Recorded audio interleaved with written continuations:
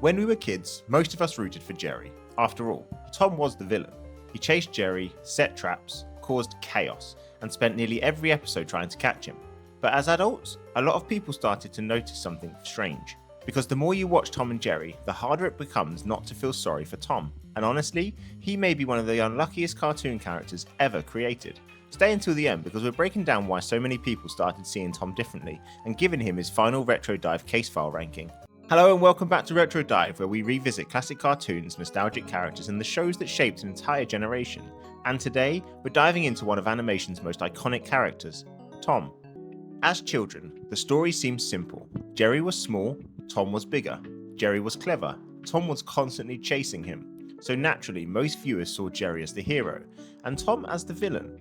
The problem is, when you get older, that version of the story starts to fall apart pretty quickly.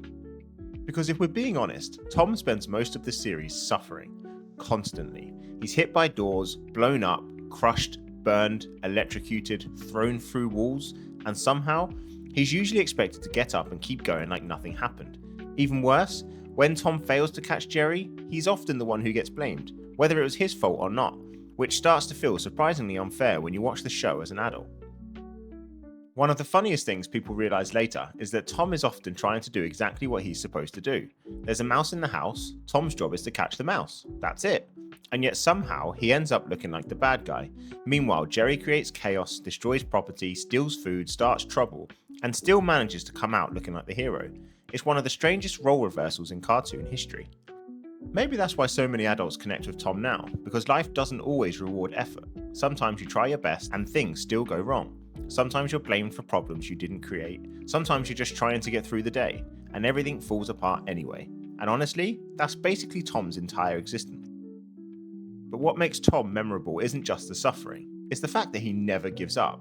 No matter how badly things go, no matter how many times he fails, no matter how ridiculous the situation becomes, Tom always comes back, again and again and again. Which is actually kind of admirable when you think about it. And the older people get, the less they see Tom as the villain, and the more they see him as someone stuck in an impossible situation.